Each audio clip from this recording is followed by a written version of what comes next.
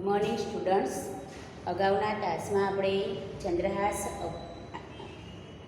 આખ્યાનમાંથી લીધેલો એમ ઉગાર્યું ચંદ્રહાસ આખ્યાન ખંડની શરૂઆત કરી હતી, જેમાં જોયું હતું કે વિષ્યા પોતાની સખીઓ સાથે બાગમાં ફરવા માટે આવે છે.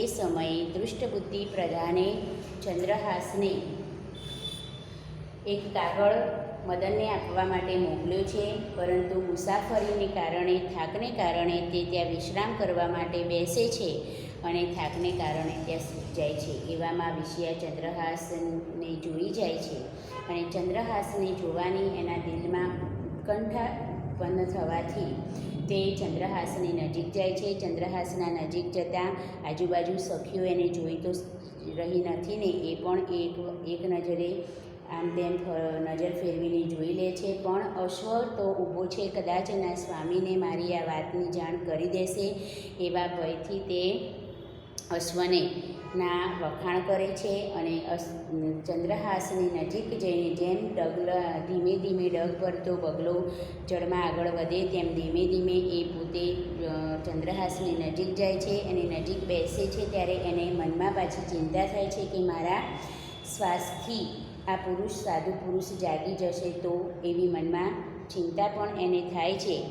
એના રૂપ રંગ અને સૌંદર્યને નિહાળતા જાણે એના પર કોઈએ પ્રેમની ભૂલકી નાખી હોય એમ એ એના પ્રેમમાં પડે છે અને પછી એ જોવે છે કે વિચારે છે કે જેને હિમાલયમાં આકરા તપ હિમાલયમાં હાડ ગાળી જાય એવા આકરા તપ કર્યા હશે એવા માતા પિતા જ આવા પુત્રને પામી શકે અને એવા માતા પિતા આવા પુત્રને પામીને ધન્ય છે. સાથે સાથે જેને તપ વ્રત અને દેહ દમન કર્યું હોય, જેને આકરા તપ કર્યા હોય એવી સ્ત્રીને જ આવું વરથાર મળ્યો હશે એવું એ મનમાં વિચારે છે. પછી એને એવું થાય છે કે હું તો પાપીણી છું, મેં કોઈ પુણ્ય કે આકરા તપ કર્યા નથી, તો મારા નસીબમાં આવો સ્વામી ક્યાંથી હોય એવા વિચાર માત્રથી એ દુઃખ અનુભવે છે. ત્યાં સુધી આપણે આ કાવ્યનો અભ્યાસ કર્યો હતો. હવે વિષ્યા કેવી રીતે ચંદ્રહાસને ઉગારે છે, મોતમાંથી કેવી રીતે એને બચાવે છે એ આપણે આગળના કાવ્યમાં જોઈશું. તો છેલ્લે આપણે જોયું હતું કે જપ તપ વ્રત દેહ દમન એવી તારુણી ગરનાર ને નારીનું પરમ ભાગ્ય જેને આવો હશે વરથાર. એ નારીનું પરમ સદભાગ્ય હશે કે જેને આવું વરથાર એટલે પતિ પ્રાપ્ત થયો હશે. મેં પાપીણીએ પુણ્ય ન કીધા તો ક્યાંથી આવો સ્વામી. હું પાપીણી છું, મેં પુણ્ય દાન કર્યા નથી, તો મને આવો સ્વામી ક્યાંથી પ્રાપ્ત થાય. મેં પાપીણી પુણ્ય ન કીધું તો ક્યાંથી આવો સ્વામી. એમ દુઃખ ભરતી આંસુ ભરતી વિષ્યા શોકને પામી. એવી રીતે દુઃખી થતી આંસુ ભરતી એટલે દુઃખને કારણે આંખમાંથી આંસુ આવે છે અને શોક અનુભવે છે. એવે એક કભાયની કસે કાગળ બંધન દીઠો. અંગરખાની કસે બાંધેલા એક કાગળને એને દીઠો. એવે એક કભાયની કસે કાગળ બંધન દીઠો. જોવા કારણ યૌવનાએ તત્ક્ષણ છોડી લીધો. એને અંગરખાની કસે બાંધેલા કાગળને જોયો અને જોવાની ઉત્સુકતાને કારણે એને તરત જ તે જ ક્ષણે એ કાગળ ત્યાંથી છોડી લીધો. સરનામું અક્ષર તાતના દેખી બાળા મહાસુખ પામી. સરનામું પોતાના જ ઘરનું છે અને અક્ષર પણ પોતાના જ પિતાના છે એવું જોઈને મનમાં ખૂબ આનંદ અનુભવી. સરનામું અક્ષર તાતના દેખી બાળા મહાસુખ પામી. શકે પત્ર લખી મોકલ્યો પિતાએ મુજ સ્વામી. આને મારું સ્વામી બનાવવા માટે, એની સાથે મારું સગપણ કરવા માટે પિતાએ જ આ પત્ર ભાઈને મોકલ્યો હશે એવું વિચારે છે. શકે પત્ર લખી મોકલ્યો પિતાએ મુજ સ્વામી. સ્વસ્તિ શ્રી કૌતુલપુર સ્થાને મદન કુંવર બળવંત. શ્રી ગણેશાય નમઃ કરીને કૌતુલપુરનું નામ લખીને મદન કુંવરનો ઉલ્લેખ કરેલો છે. અહીં ચંદ્રહાસ ને મોકલ્યો છે તે પત્ર લેજો ગુણવંત. તમે ચંદ્રહાસ સાથે જે પત્ર મોકલાવ્યો છે એને તમે તુરંત તમે લેજો પોતાના હાથમાં. રૂપ ન જોશો, રંગ ન જોશો, ન પૂછશો ગરસૂત્ર. એ કયા કુળનો છે, એનું રૂપ કેવું છે, એનો રંગ કેવો છે, એ કંઈ પણ તમે પૂછશો કે જોશો નહીં. મુહૂર્ત ઘટી કોને ન પૂછશો, એને વિષ દેજોની પુત્ર. એને મુહૂર્ત પણ જોવાની કોઈ જરૂર નથી, એટલે કે રાહ જોવાની પણ કોઈ જરૂર નથી, તરત જ એને વિષ આપી દેજો એવું પિતાએ પત્રમાં લખ્યું છે. તો અહીંયા એના અંગરખાની કસે બાંધેલું જે પત્ર છે એ પત્રને જુએ છે વિષ્યા. પત્રને જુએ છે એટલે એના ઉપર પિતાના અંગરખાની કસે બાંધેલો કાગળ એને જોયો અને એ જોવા માટે એણે એમાં શું લખ્યું છે કે શાનો પત્ર છે જોવા માટે એણે તરત જ ત્યાં કાગળ છોડી દીધો. પિતાના સરનામાના અક્ષર જોઈને ખૂબ જ આનંદ અનુભવે છે અને કદાચ પિતાએ મારા સ્વામી બનાવવા માટે જ આ પત્ર મોકલ્યો હશે એવું મનમાં એ વિચારે છે. સ્વસ્તિ શ્રી કૌતુલપુર ગામે મદન કુંવર બળવંત ચંદ્રહાસ સાથે પત્ર મોકલ્યો છે. એ પત્ર એમની પાસેથી લેજો ગુણવંત એવું કહીને એમાં પોતાના પુત્રને આ પત્ર લેવા માટે જણાવ્યું છે. રૂપ ન જોશો, રંગ ન જોશો, ન પૂછશો કુળ મુહૂર્ત કે ઘડી પણ કોઈને ન પૂછશો. એનું રૂપ, રંગ કે ઘડી કંઈ પણ જોશો નહીં. પુત્ર એને વિષ દેજો. કંઈ પણ જોયા વગર, કંઈ પણ વિચાર્યા વગર તમે એને તુરંત જ વિષ દેજો એવો ઉલ્લેખ એમાં કરેલો છે. એને તુરંત વિષ દેજો. પત્ર વાંચીને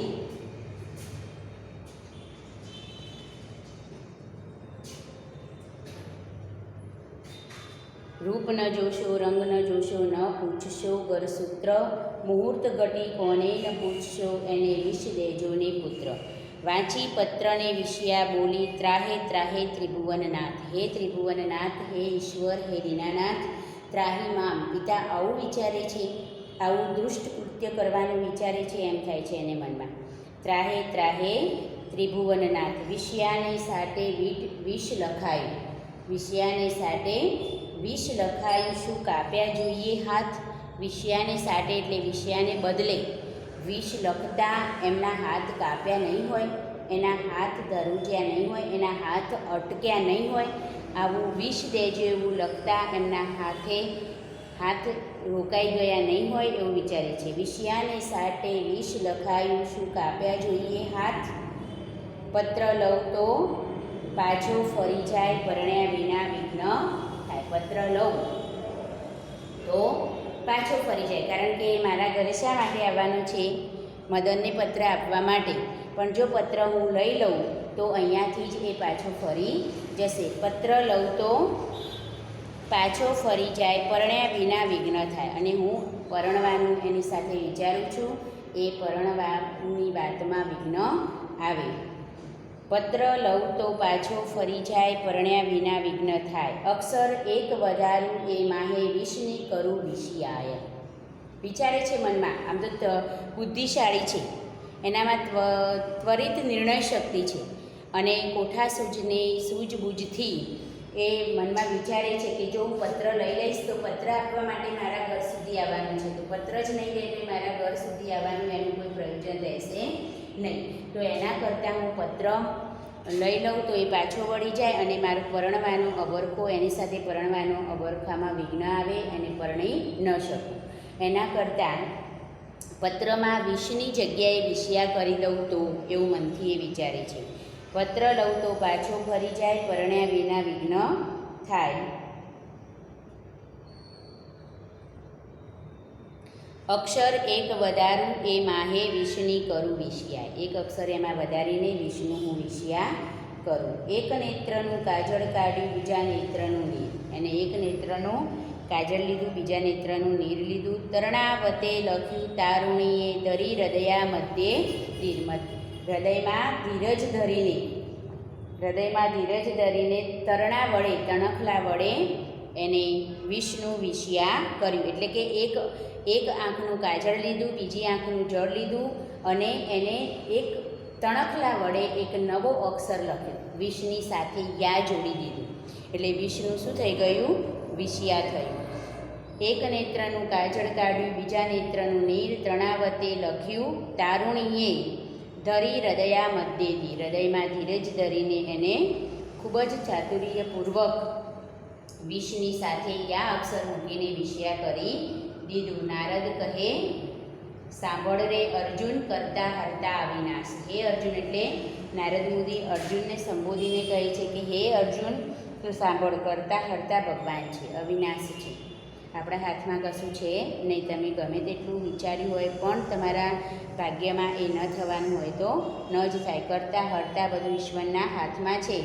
વિષ ફેડી વિષયા કરી એમ ઉગાર્યો ચંદ્રહાસ. આમ વિષ્ણુ એને વિષયા કર્યું અને આ રીતે એને ચંદ્રહાસને બચાવી લીધો. એટલે કે વિષ જે છે એ વિષની જગ્યાએ વિષયા કર્યું એટલે હવે એ પત્ર મદનને મળશે.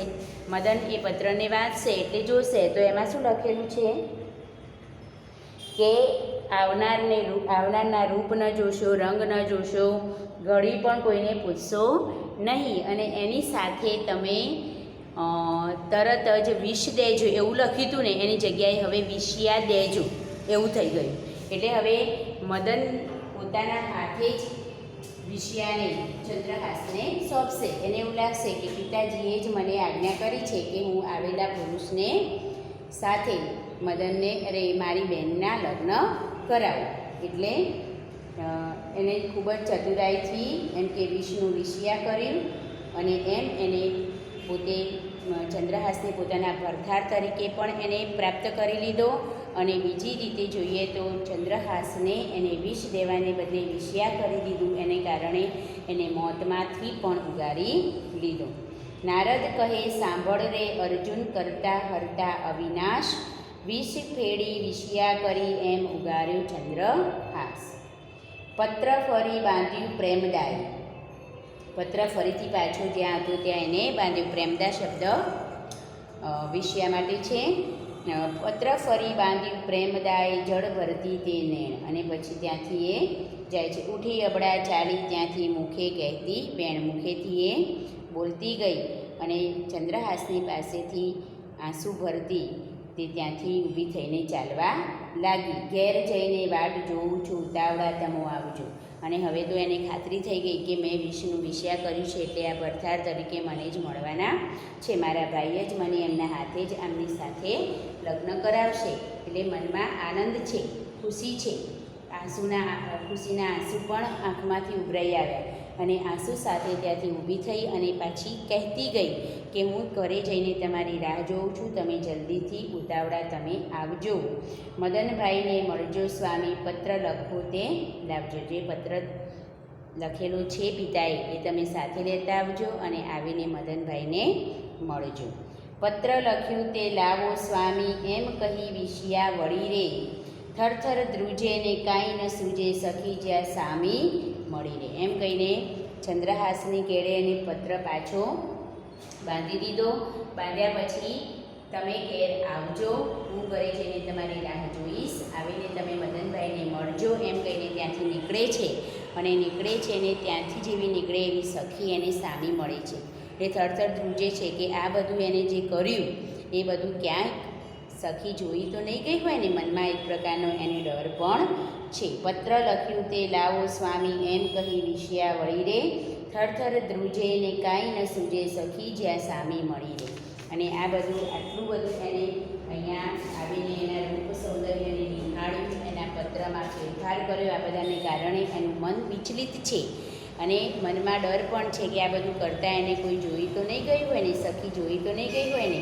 અને સાથે બીજો મનમાં એક આનંદ પણ છે કે પોતાના પતિને પોતે પતિ તરીકે એમ કે આવા વીર પુરુષને, આવા અનુપમ રૂપ સૌંદર્યવાળા પુરુષને પામી શકશે. મનમાં ધ્રુજારી સાથે એ ઘર તરફ પ્રયાણ કરે છે અને સામે સખી મળે છે. એટલે આપણે પહેલાં શબ્દોના અર્થ જે બાકી કાવ્યમાં હતા એ લખી લઈએ અને પછી સ્વાધ્યાયની ચર્ચા કરીશું. તો અહીંયા આ રીતે ચંદ્રહાસને મોતમાંથી ઉગાર્યો અને પતિ તરીકે એને પામ્યો, પતિ તરીકે પણ એને પ્રાપ્ત કરી શકશે. અહીંયા એમ ઉગાર્યો ચંદ્રહાસ, એવી જ રીતે ચંદ્રહાસને મોતના મુખમાંથી વિષ્યાએ ઉગાડ્યો એ શીર્ષક અહીં યથાર્થ પુરવાર થાય છે.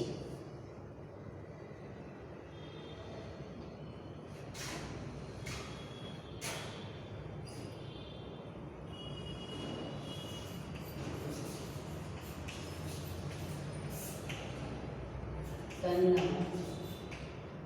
એટલે તનય પુત્ર.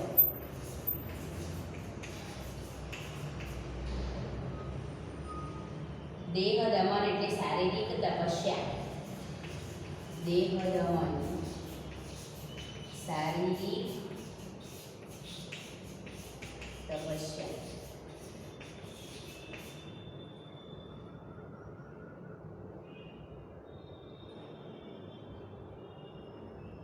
વરથાર એટલે પતિ.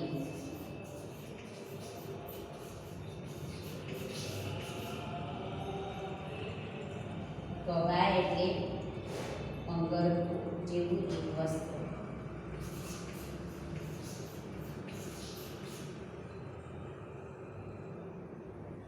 અંગરખા જેવું એક વસ્ત્ર.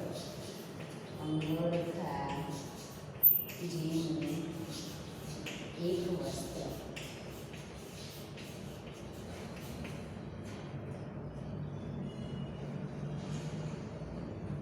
કસ એટલે અંગરખું. કસ એટલે અંગરખું, બંડી વગેરે. અંગરખું, બંડી વગેરે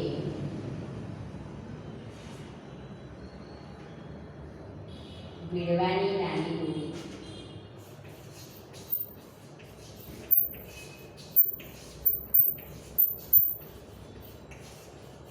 અંગરખું, બંડી વગેરે ભીડવાની નાની દોરી.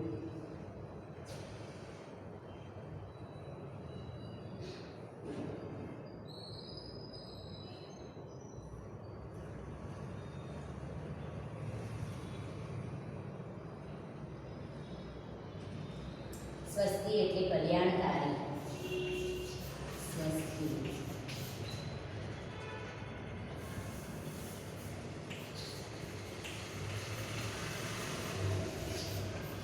કલ્યાણકારી.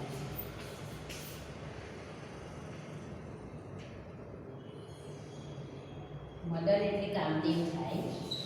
અહીંયા તો નામ છે પણ એનો અર્થ કામદેવ. અહીંયા તો વિષ્યાના ભાઈનું નામ મદન છે. ઘર સૂત્ર એટલે ખાનદાન.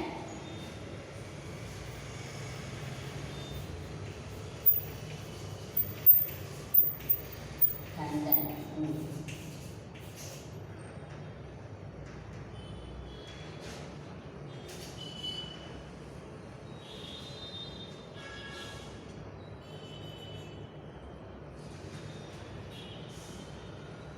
ઘટી એટલે ઘડી. ઘટી એટલે ઘડી સમય. 24 મિનિટ.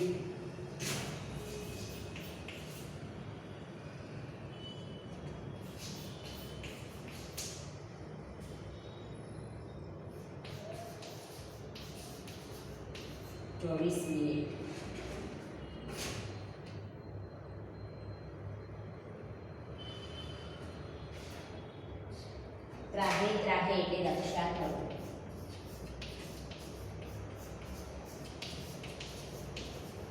રક્ષા કરો.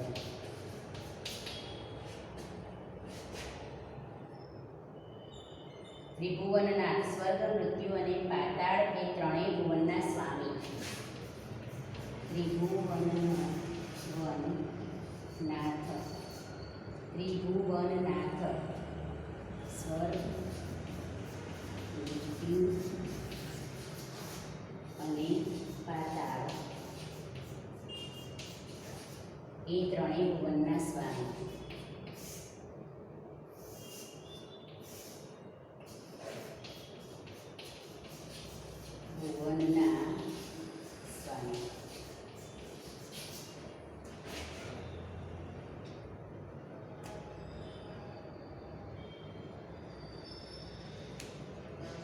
ફાટે એટલે બદલે.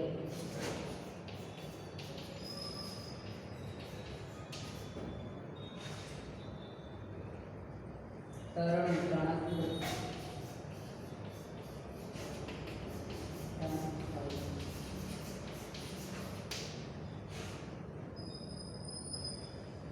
ધીર એટલે ધીરજ અને અવિનાશ એટલે અમર.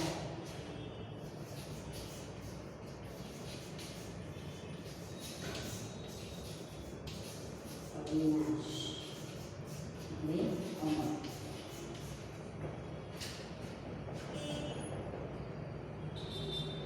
ફેરવવું એટલે દૂર કરવું. ફેરવવું દૂર કરવું.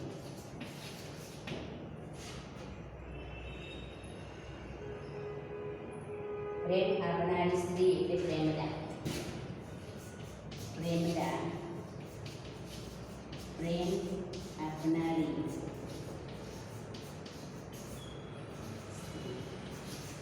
પ્રેમ આપનારી સ્ત્રી.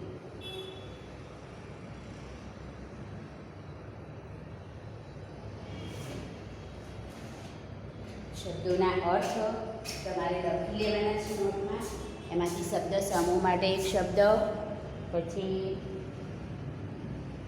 રૂઢિપ્રયોગ સમાનાર્થી શબ્દો અને તળપદા શબ્દો તમને મળ્યું.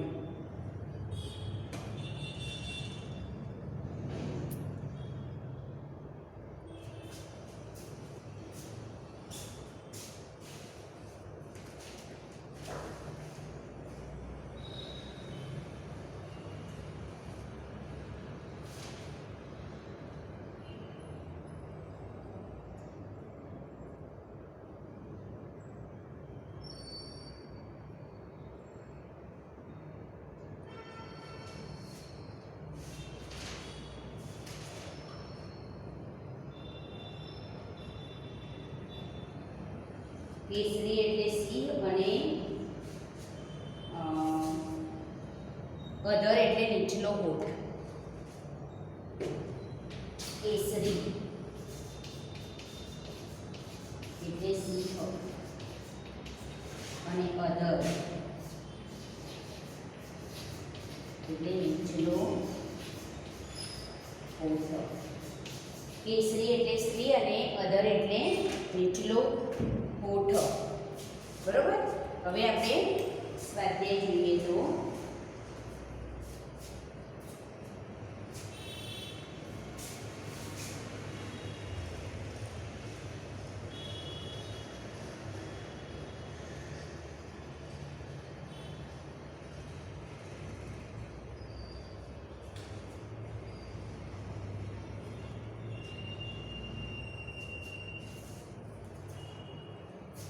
જુઓ સ્વાધ્યાય. હવે એક વાક્યમાં પ્રશ્નનો જવાબ લખો કે વિષયા ચંદ્રહાસના ઘોડાના વખાણ શા માટે કરે છે? કારણ કે વિષયા મનથી એવું ઈચ્છે છે કે તે અહીં આવી છે એવી જાણ ઘોડો પોતાના સ્વામીને કરે, એટલા માટે તે ઘોડાના વખાણ કરે છે. વિષયાએ પોતાના આભૂષણ વેરી જેવા શા માટે લાગે છે? જ્યારે સોનીએ ઘડીને આપ્યા ત્યારે વિષયાને પોતાના આભૂષણ સારા અને રૂડા લાગ્યા હતા, પરંતુ આજે એ આભૂષણોના અવાજથી જે એ કાર્ય કરવા જઈ રહી છે એમાં એટલે કે આભૂષણોના અવાજથી આજે એ ચંદ્રહાસ પાસે જઈ રહી છે તો ચંદ્રહાસ જાગી જશે એવો મનમાં ડર છે, એટલે એને આભૂષણો આજે વેરી જેવા લાગે છે. દૃષ્ટબુદ્ધિ રાજાએ કાગળમાં શું સંદેશ લખ્યો હતો? તો દૃષ્ટબુદ્ધિ રાજાએ કાગળમાં સંદેશ લખ્યો હતો કે આવનાર પુરુષને ના રૂપ રંગ જોશો, ના કુળ જોશો, ના ગળી જોશો, તેને તરત જ વિષ દઈને મારી દેજો. વિષયાએ વિષનું વિષયા કેવી રીતે કર્યું? તો વિષયાએ એક આંખનું કાજળ લીધું, બીજી આંખનું જળ લીધું, તણખલા વડે યા અક્ષર લખીને વિષનું વિષયા કર્યું. ચંદ્રહાસનું મનોહર રૂપ જોઈને વિષયા સુખ શા માટે અનુભવે છે? ચંદ્રહાસનું મનોહર રૂપ જોઈને મનમાં વિચારે છે કે જેને જપ તપ જેવા આકરા અને દેહ દમન જેવા આકરા તપ કર્યા હશે એને જ આવો પુત્ર એવી નારીને જ આવો પતિ પ્રાપ્ત થાય. હું તો પાપીણી છું. મેં જીવનમાં ક્યારેય એવા કોઈ પુણ્યો કર્યા નથી કે મને આ પુરુષ સ્વામી તરીકે પ્રાપ્ત થાય, માટે મનમાં દુઃખ અનુભવે છે. ચંદ્રહાસ પાસેનો પત્ર વાંચી વિષયાએ શેખ પ્રતિક્રિયા આપી. ત્રાહિત ત્રાહિત. વિષયાએ પત્ર કસે બાંધેલા પત્રને વિષયાએ છોડ્યો અને વાંચ્યું તો એમાં લખ્યું હતું કે આવનાર વ્યક્તિના રૂપ રંગ કે કુળ જોશો નહીં અને તરત જ એને વિષ દઈને મારી નાખજો. એવું વાંચતા એને થયું કે પિતાને આવું વિષ લખતા પહેલાં એમના હાથ કાપ્યા નહીં હોય. ત્રાહિત ત્રાહે એ પિતાજીને આવું લખતા એમ કે હાથ કાપ્યા નહીં હોય. પિતાજીને આવી બુદ્ધિ એમ કે ક્યાંથી સૂજી હશે અને શું એમના હાથ કાપ્યા નહીં હોય એવું મનમાં એ વિચારીને પિતાજીને કોશે છે અને પછી તરત જ વિષનું વિષયા કરવા માટે એ વિચારે છે. ચંદ્રહાસ કેવી રીતે ઉગર્યો? તો ચંદ્રહાસને વિષયાએ એક આંખનું કાજળ લઈ બીજી આંખનું જળ લીધું. તણખલા વડે ચંદ્રહાસ ના કાગળમાં જે લખેલું હતું વિષ એની જગ્યાએ એક અક્ષર યા ઉમેરીને વિષનું વિષયા કર્યું અને આ રીતે ચંદ્રહાસનું જીવન વિષયાએ ઉગાર્યું. ચંદ્રહાસને જોઈને વિષયા કેવા પ્રકારનું મનોમંથન અનુભવે છે? તો ચંદ્રહાસનો રૂપ રંગને જોઈને વિષયા વિચારે છે કે આ આકરા તપ કરનાર માતા પિતા ખરેખર ધન્ય છે. આવા પુત્રને પામીને એમનું જીવન ધન્ય થયું છે. જેને હિમાલયમાં હાડ ગાર્યા હોય એવા જ માતા પિતાને જ આવો પુત્ર પ્રાપ્ત થાય. સાથે પતિ તરીકે પ્રાપ્ત કરવા માટે જે નારીએ આકરા તપ જપ વ્રત અને દેહ દમન કર્યા હશે એવી નારીને જ આવો વીર પુરુષ ભરથા તરીકે પ્રાપ્ત થાય. હું પાપીણી છું, મને આવો પુરુષ ભરથા તરીકે ક્યાંથી પ્રાપ્ત થાય એમ દુઃખ અનુભવે છે અને એવું મનોમંથન એમ થાય છે. તો અહીંયા જે સ્વાધ્યાયની ચર્ચા કરી એના પ્રશ્નો તમારે તૈયાર કરવાના લખવાના